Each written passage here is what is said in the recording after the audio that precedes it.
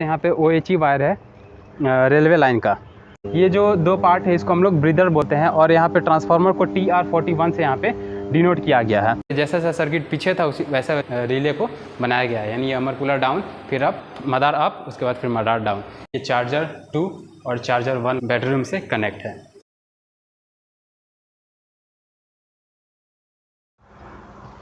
Hello दोस्तों, नमस्कार। मैं हूं विक्की कुमार और आज की इस नए वीडियो में हम लोग कवर करने वाले हैं एक सब स्टेशन का, जो कि सब स्टेशन है 220/55/25 kV का सब स्टेशन। और भी कुछ जानकारी लेने के लिए वीडियो में बने रहिए हमारे साथ। तो चलिए वीडियो को शुरू करते हैं।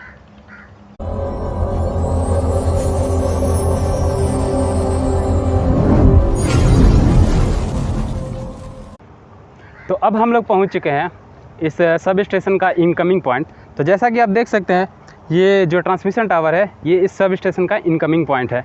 यहाँ पे दो फेज आ रही है, एक फेज इधर का है और एक फेज ABC, ये 3 वायर का एक फेज है। ये दो बे में डिवाइड हो रही है और ये जो हमारा इनकमिंग पॉइंट है ये जेठाना GSS से आ रही है। एक फेज और दो फेज दोनों बे 1 और बे 2 में डिवाइड हो रही है। इस सब स्टेशन का मात्र एक ही बे बना हुआ है, बे 2 जो है अभी पूरा नहीं बना है। तो हम लोग फ़िलहाल बे 1 को ही समझते हैं, बाकी बे 2 में भी सेम होता है। जो बे 1 में कंडीशन होता है वही बे 2 में भी कंडीशन होता है। तो सबसे पहले यहाँ पे आप देख सकते हैं ये LA, ये जो रिंग टाइप का बना हुआ है ना, इसको हम लोग LA बोलते हैं। और यहाँ पे आप देख सकते हैं यहाँ पे इसका टैग भी लगा हुआ है। यहाँ पे इसका आप टैग भी देख सकते हैं, LA1, LA2, LA3। LA का मतलब होता है लाइटनिंग अरेस्टर, और लाइटनिंग अरेस्टर सब स्टेशन को प्रोटेक्शन देने का काम करता है। टेस्टिंग की बात करें तो इसमें IR टेस्टिंग और सर्ज काउंटर टेस्टिंग होता है। तो यहाँ पे आप देख सकते हैं ये सर्ज काउंटर रीडिंग यहाँ पे आपको शो होता है। ये वाला जो पार्ट है ये सारे LA में लगा हुआ है। अब अगर हम लोग इसकी मेंटेनेंस की बात करें तो LA में ये जो बुशिंग लगा हुआ है इसमें इसका क्लीनिंग होता है। और यहाँ पे आप देख सकते हैं ये जो इसका नट बोल्ट है उसका टाइटनेस, काउंटर रीडिंग है उसका मेंटेनेंस किया जाता है। तो ये सारा जो काम होता है वो LA का होता है। और LA से जो हमारा आसमानी बिजली होता है, LA क्या करता है उस एक्स्ट्रा हाई वोल्टेज को ग्राउंड कर देता है। तो ये फंक्शन हुआ हमारे पास LA का। अब अगर हम लोग नेक्स्ट आगे बढ़ते हैं तो आप देख सकते हैं कि सप्लाई लाइन के अक्रॉस में 2 इंस्ट्रूमेंट ट्रांसफार्मर लगे हुए हैं। एक हमारे इसको PT बोलेंगे, जिसका टैग आपको यहाँ पे दिख जाएगा, और इसको हम लोग CT बोलते हैं। या CT क्या होता है, करंट ट्रांसफार्मर CT बोलते हैं। अगर एक्चुअल में CT और PT का बात करें तो इसका मेन यूज़ मीटरिंग और प्रोटेक्शन के लिए किया जाता है। यहाँ पे देख सकते हैं सप्लाई लाइन के अक्रॉस में जो PT है वो पैरेलल में है, और PT का मतलब होता है पोटेंशियल ट्रांसफार्मर। और ठीक उसी तरह आप देख सकते हैं ये CT है वो सप्लाई लाइन के अक्रॉस सीरीज़ में है। ये जो PT है, PT में फ्यूज़ इंसर्ट किया जाता है, लेकिन जो CT है, CT में कोई भी फ्यूज इंसर्टेड नहीं होता है। तो PT का सेकेंडरी होता है वो शॉर्ट सर्किटेड नहीं होता है, लेकिन जो CT का सर्किटेड होता है वो भी ओपन सर्किटेड नहीं होता है। और अगर हम लोग PT की बात करें तो PT जो है वो हाई वोल्टेज मेजर करने के लिए यूज़ किया जाता है, और CT हमारा हाई करंट मेजर करने के लिए यूज़ किया जाता है। ठीक है, तो ये दोनों जो हम लोग जाने, ये PT और CT के बीच का डिफरेंस है। तो अब हम लोग आगे बढ़ते हैं आइसोलेटर की तरफ। तो यहाँ पे आप देख सकते हैं ये बे 1 का आइसोलेटर है और वो बे 2 का आइसोलेटर है। और यहाँ पे आप देख सकते हैं एक ये पैरेलल में आइसोलेटर लगा हुआ है जो कि ओपन है, और एक आइसोलेटर यहाँ पे लगा हुआ है ये और ये तीनों 3 पोल मोटराइज्ड आइसोलेटर है, जिसमें कि आपके पास ये जो आइसोलेटर दिख रहा है और साथ में उधर भी दिख रहा होगा आपको, वो भी अर्थिंग के साथ मोटराइज्ड आइसोलेटर है।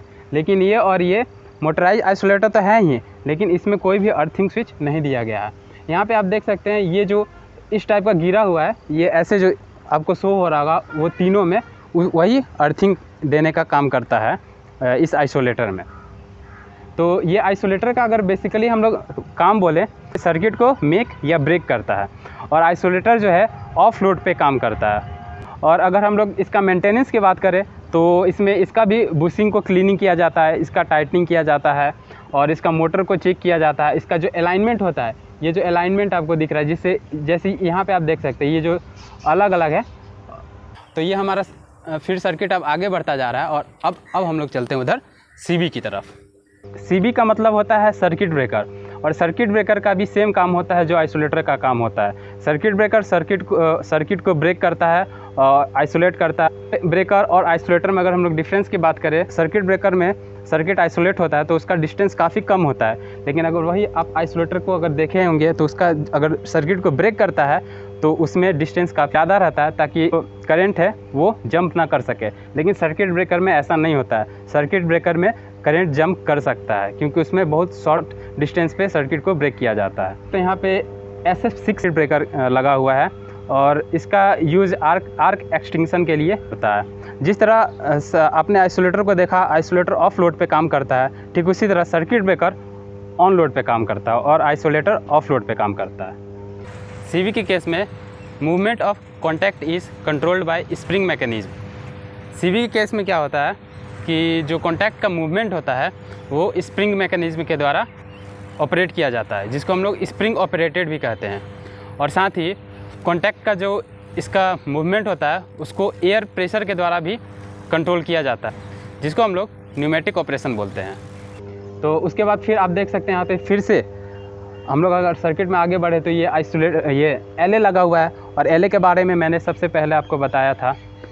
अब हम लोग आगे बढ़ते हुए देखते हैं यहाँ पे जिसको हम लोग सब स्टेशन का हार्ट बोलते हैं, ट्रांसफार्मर के बारे में। तो हमारा ये जो कनेक्शन है आगे आप देख सकते हैं ये आया है, इस ट्रांसफार्मर का HV साइड का बूसिंग है उसमें लगा हुआ है।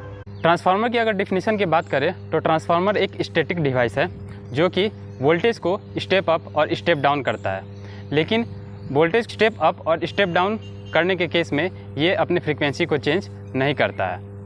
अगर इस ट्रांसफार्मर की रेटिंग की बात करें तो ये 100 MVA का ट्रांसफार्मर है और ये स्कॉट ट्रांसफार्मर जो आपको दिख रहा है ये स्टेप डाउन ट्रांसफार्मर है, क्योंकि 220 kV को 55 kV में स्टेप डाउन कर रहा है। तो इस तरह हम लोग इसको बोल सकते हैं ये स्टेप डाउन ट्रांसफार्मर है। और आप देख सकते हैं ये ट्रांसफार्मर जो है इसके इस साइड में और इस साइड में कुछ पत्ती टाइप का लगी हुई है। तो इसका काम ये है कि इसके अंदर जो ऑयल रहता है जिसको नेफ्था ऑयल बोलते हैं, हीट करता है और हीट करने के बाद ऊपर में वो जो पाइप रहता है दोनों तरफ से जाता है और वो पाइप के थ्रू ये जो पत्ती टाइप का आपको दिख रहा है इसमें वो ऑयल जो होता है वो स्प्रेड कर जाता है। और किसी बड़े ट्रांसफार्मर में आप देखिएगा जो बड़ा ट्रांसफार्मर होता है उसमें ना यहाँ पे नीचे में पंखी लगा रहता है, यहाँ पे तो पंखा नहीं लगा हुआ है। वो पंखा का क्या काम करता है, वो पंखा इसमें ऑयल जो होता है उसको कूलिंग प्रोवाइड करने का काम करता है। उसके बाद जब ये ऑयल ठंडा हो जाता है तो आपको नीचे में एक पाइप दिख रहा होगा, उस पाइप के थ्रू वो ठंडा ऑयल उस ट्रांसफार्मर के अंदर में चला जाता है। आप देख सकते हैं ये जो ट्रांसफार्मर का ऑयल अगर यहाँ पे इन पत्तियों में कूल होता है तो यहाँ पे गोल गोल आपको पाइप टाइप का दिख रहा होगा और उस पाइप के थ्रू वो जो नीचे वाला मोटा वाला पाइप है उसमें जो ठंडा वाला ऑयल है वो चल जाता है। तो इस तरह ये इसका जो ऑयल होता है ट्रांसफार्मर ऑयल का सर्कुलेशन यहाँ पे होता रहता है। तो आपको ये दिख रहा है कोई होल सिलिंड्रिकल पार्ट, उसको हम लोग बोलते हैं ट्रांसफार्मर का कंजर्वेटर। तो यहाँ पे आप देख सकते हैं ये जो दो पार्ट है इसको हम लोग ब्रीदर बोलते हैं और यहाँ पे ट्रांसफार्मर को TR41 से यहाँ पे डिनोट किया गया है और ये तोशिबा मेक का ट्रांसफार्मर है। तो यहाँ पे आप देख सकते हैं OTI और WTI का यहाँ पे इंडिकेटर दिया गया है। ट्रांसफार्मर का अगर हम लोग प्रोटेक्शन की बात करें तो differential relay, release valve, Buchholz relay, ये सब इसका प्रोटेक्शन का काम होता है। सारा जो डिटेल था ये ट्रांसफार्मर के बारे में था। अगर इसका टैप पोजीशन की बात करें तो आप देख सकते हैं यहाँ पे ये ट्रांसफार्मर 1 टैप पोजीशन पे चल रहा है। जो डिटेल मैंने बताया ट्रांसफार्मर के बारे में था। आप आगे बढ़ते हैं इसका कनेक्शन के बारे में देखेंगे तो LV साइड से हमारा ये जो कनेक्शन है आगे बढ़ता जाता है। लेकिन यहाँ पे अगर आप अच्छे से देखें तो डबल पोल CT यहाँ पे लगा हुआ है और उसके बाद CT का काम वही होता है जो मैंने आपको स्टार्टिंग में बताया। अब मैं आपको सिर्फ इसका कनेक्शन को दिखा रहा हूँ। उसके बाद CT के साथ ये हमारे पास यहाँ पे आप देख सकते हैं वैक्यूम सर्किट ब्रेकर लगा हुआ है और उसके बाद फिर ये आइसोलेटर लगा हुआ है। ये भी डबल पोल आइसोलेटर है, ये double pole vacuum circuit breaker है। यहाँ पे आप देख सकते हैं वो करंट ट्रांसफार्मर CB, उसके बाद फिर से ये डबल पोल आइसोलेटर है। उसके बाद फिर इसका जो कनेक्शन है फिर से इधर से यहाँ पे डबल पोल आइसोलेटर में आया है और उसके बाद डबल पोल आइसोलेटर मतलब वही जो आइसोलेटर का काम होता है जो मैंने पीछे बताया, सारा काम सेम होता है। उसके बाद फिर इसका जो कनेक्शन है ये CT आपको दिख रहा है और CT के बाद फिर ये हमारा सीरीज में चला गया यहाँ पे CB सर्किट ब्रेकर में। और सर्किट ब्रेकर के बाद फिर से यहाँ पे डबल पोल आइसोलेटर है। उसके बाद फिर हमारे ये एक आइसोलेटर, आपको ये भी सारा मोटराइज्ड ही है, कोई भी मैनुअल नहीं है। उसके बाद फिर से ये सर्किट ब्रेकर है, इस VCB है, वैक्यूम सर्किट ब्रेकर। उसके बाद हम लोग आते हैं इसका नेक्स्ट पार्ट पे, जिसको बोलते हैं ऑटो ट्रांसफार्मर। और ऑटो ट्रांसफार्मर का काम होता है, जैसा कि आप देख सकते हैं यहाँ पे OHE वायर है रेलवे लाइन का। तो ये ऑटो ट्रांसफार्मर जो होता है, OHE का अगर वोल्टेज ड्रॉप होता है तो उसमें 25 kV का वोल्टेज को मेंटेन करके रखता है। तो ये काम होता है इस ऑटो ट्रांसफार्मर का। तो ऑटो ट्रांसफार्मर डबल फेज़ को सिंगल फेज़ में कन्वर्ट करता है। और अगर हम लोग मेन ट्रांसफार्मर की बात करें तो वो 220 kV से 55 kV में स्टेप डाउन हो रहा था। ठीक उसी तरह ये जो ऑटो ट्रांसफार्मर है वो भी 55 kV से 27.5 kV में स्टेप डाउन किया जाता है सिंगल फेज़ में। उसके बाद फिर आप देख सकते हैं, फिर इसका जो कनेक्शन है, यहाँ पे 2 गो बस कपलर लगा हुआ है, जिसको BX01 और BX02 से डिनोट किया गया है। और यहाँ पे एक आपको ऑक्सिलरी ट्रांसफार्मर देखने को मिल जाएगा। उसके बाद आप देख सकते हैं ये हमारा जो बस कपलर है, बस कपलर से डायरेक्ट हमारा OHE वायर होता है उसमें कनेक्शन हो गया है। और यहाँ पे आप देख सकते हैं 4 ऑटो ट्रांसफार्मर है। और यहाँ पे आप देख सकते हैं यहाँ पे एक कैपेसिटर बैंक पे लगा हुआ है। तो ये सारी जानकारी थी 220/25 kV के सब स्टेशन के बारे में। अब हम लोग कंट्रोल रूम के अंदर चलते हैं और वहाँ पे देखेंगे कि एक रेलवे का सब स्टेशन में क्या होता है। वैसे तो इसको हम लोग TSS नाम से बोलते हैं, जिसका मतलब होता है ट्रैक्शन सब स्टेशन। अभी तक हम लोगों ने 220 kV और 55 kV स्विच यार्ड के बारे में हम लोगों ने देखा था। अब हम लोग आगे बढ़ते हैं कंट्रोल रूम की तरफ। तो ये आपको जो मेरे पीछे दिख रहा है, ये इस 220/55/25 kV का कंट्रोल रूम है। तो चलिए हम लोग चलते हैं अंदर। तो आइए, यहाँ पे आप देख सकते हैं ये TNC पैनल है, जिसको हम लोग trip and close relay panel के नाम से जानते हैं। तो यहाँ पे आप देख सकते हैं इस पैनल पर सर्किट डायग्राम बना हुआ है। अगर इसको हम लोग यार्ड से रिलेट करें, जैसा कि आप लोगों ने देखा होगा, ये हमारा जो बे 1 और बे 2 है वो इनकमिंग पॉइंट था वहाँ पे। और उसके बाद फिर ये हमारा आइसोलेटर है दोनों, और एक पैरेलल में था जैसा कि आप लोगों ने देखा था। उसके बाद फिर ये आइसोलेटर है। उसके बाद फिर से यहाँ पे सर्किट ब्रेकर, जो एक सिंगल सर्किट ब्रेकर देखा था आप लोगों ने। और यहाँ पे आप देख सकते हैं ये जो TR41 हमारा ट्रांसफार्मर है, ये उसका सिंबल इससे रिप्रेजेंट किया गया है। और ये सारा आपको LR स्विच है और TNC स्विच है। उसके बाद फिर आप देख सकते हैं 2 पार्ट में डिवाइड हो गया है। तो ये सारा स्विच है। यहाँ पे ये 2 स्विच है, ये अलार्म सेट का स्विच है। और ये जो आप देख सकते हैं यहाँ पे, ये इससे ये पता चलता है कि मोटर का पंप, ब्लोअर, फैन कैसा है, सही है या नहीं। ये वोल्टेज, करंट और फिर से वोल्टेज को यहाँ पे दिखाया गया है। 224 kV यहाँ पे शो हो रहा है। अभी इसमें करंट 0 है। फॉल्ट आता है तो यहाँ पे ये इंडिकेशन आता है। ये एक साइड का पैनल का हो गया। अब हम लोग आगे बढ़ते हैं। यहाँ सप्लाई लाइन इस तरह होते हुए OHE लाइन में आ जाता है। फिर से ये हमारा अमरपुरा डाउन और अमरपुरा अप लाइन में ये लाइन जाता है। उसके बाद फिर आइसोलेटर, उसके बाद सर्किट ब्रेकर, फिर से आइसोलेटर, इस तरह करते हुए ये यहाँ पे आप देख सकते हैं आइसोलेटर, फिर से ये सर्किट ब्रेकर का AXCB02 इससे रिप्रेजेंट किया गया है। यहाँ पे ऑटो ट्रांसफार्मर को रिप्रेजेंट किया गया है।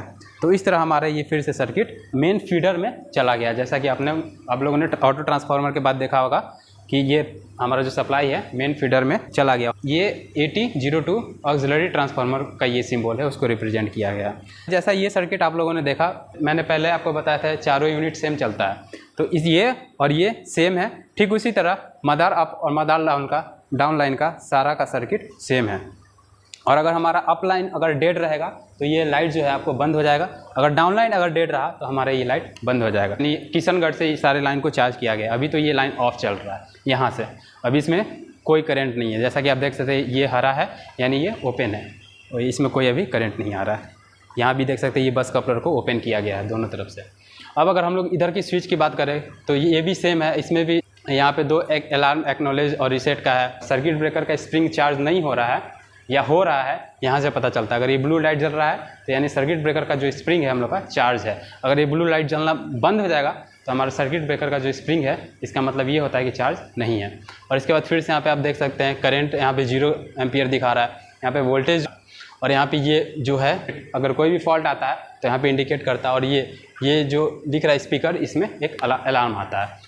ठीक उसी तरह सारा काम इसमें होता है। तो ये हो गया पैनल के आगे का हिस्सा। तो अब आप लोग देख सकते हैं हम लोग पहुंच चुके हैं इस पैनल के पीछे वाले हिस्से में। तो यहाँ पे आप देख सकते हैं ट्रांसफार्मर वाला जो मैंने पार्ट दिखाया था उस पीछे वाला हिस्सा है। रिकॉर्ड के लिए ये 2 रिले है, REC 650 और ये RET 650 है।